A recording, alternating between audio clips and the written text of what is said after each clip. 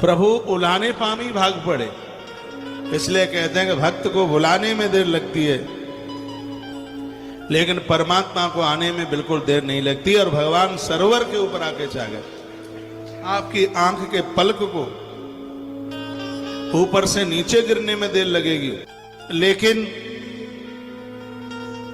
परमात्मा को हमारी सुरक्षा के लिए आने में इतनी भी देर नहीं लग सकती। तो आप दुनिया में जहां भी कहीं रहते हैं, सच्ची प्रीति भगवान से कीजिए।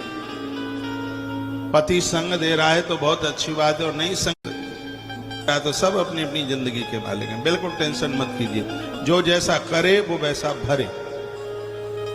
मुक्त होकर के भगवान का भजन, अपने कर्तव्यों को पूरा कीजिए। ये माथा पकड़ करके मत रोइए कि पत्नी मेरी बात नहीं मानती है, पति हमारी बात नहीं मानता, संग नहीं देता। अकेलो भजन का आनंद भी बड़ा अकेले में। आप टेंशन करते हैं, यूं ही टेंशन आप करते हैं कि अब बचा कुचा जो जीवन है, पता नहीं है जिंदगी है कितनी। यह लोग ऊपर के लोग द्वारा से सुधर जाएं, संभल जाएं। आंवला जैसी तिथियों को सार्थक कर लीजिएगा। और उसके बारे में एक दो श्लोक बोल करके और मैं सीधे हरवंश पुराण की कथा की तरफ चलता हूं। आज आंवला खाइएगा, आंवले के वृक्ष का दर्शन कीजिएगा। लिखा है कि तुलसी विपिन छाया यत्र यत्र भवेन्नपः, धात्री छायासु यः कुर्यात् पिंडदानं नपोत्तम। आंवला को धात्री कहते हैं। धात्री वृक्ष की छाया में यदि कोई अपने पूर्वजों के लिए तर्पण कर देता है, ब्राह्मण को भोजन करा देता है, तो वर्णन किया गया है, कहा गया है कि उसका प्रभाव तृप्तिम च यान्ति पितरस्तस्य, पितर उसी समय तृप्त हो जाते।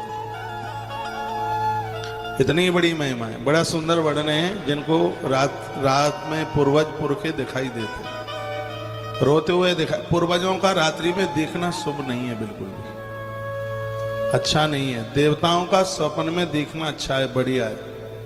पितर तो रात में तभी दिखाई देते हैं तब जब वो दुखी होते हैं,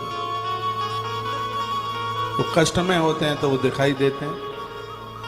यदि कुछ ऐसा होता है तो आंवले के वृक्ष के नीचे एक ब्राह्मण को न्योता दीजिए, आंवले के पेड़ के नीचे ही रसोई बनाइए, पहले ब्राह्मण से तर्पण कराइए, पुरखों के लिए जल दिलवाइए, हो सके तो एक छोटा सा पितृ यज्ञ भी कर दें उस वृक्ष के नीचे। मैं एक उपाय बता रहा हूं आपको। और उसके तत्पश्चात तर्पण और ब्राह्मण भोजन के तत्पश्चात में, और वहीं उसी वृक्ष के नीचे उस ब्राह्मण को सैया दान के सहित उसको कपड़े लत्ता, उसको दक्षिणा दे दीजिए। पूर्वजों का उद्धार हो जाएगा। ग्रंथ में लिखा है नरक में भी पड़े होंगे तो वो भी कल्याणप्रद हो जाएंगे, उनका भी कल्याण हो जाएगा। धात्री छाया सुया कुर्यात् पिंड दानम नपोत्तम, तृप्तम च यान्ति पितरस्तस्य ये नरकिस्तता। यदि कोई नरक में भी पड़े होंगे तो उनका भी उद्धार कल्याण हो जाएगा। आज आंवले का दान जरूर करना, आंवला बांटना, वितरित करना। आपसे ना बने हमें बोल देना। अब यहाँ के बाद में दुनिया भर का आंवला बांटा जाएगा। वो भंडारा चल रहा है बाहर सड़क पर, आश्रम के बिल्कुल दरवाजे के सामने चल रहा है।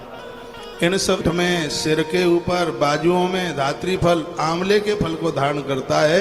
नित्यम सजीवन मुक्त उच्यते रात्र फलम यस्तु। वर्णन है, जो मुख में, कंठ में, सिर के ऊपर, बाजुओं में धात्री फल, आंवले के फल को धारण करता है, नित्यम सजीवन मुक्त उच्यते, वह जिंदे जी ही अपने आप में मुक्त हो जाता है।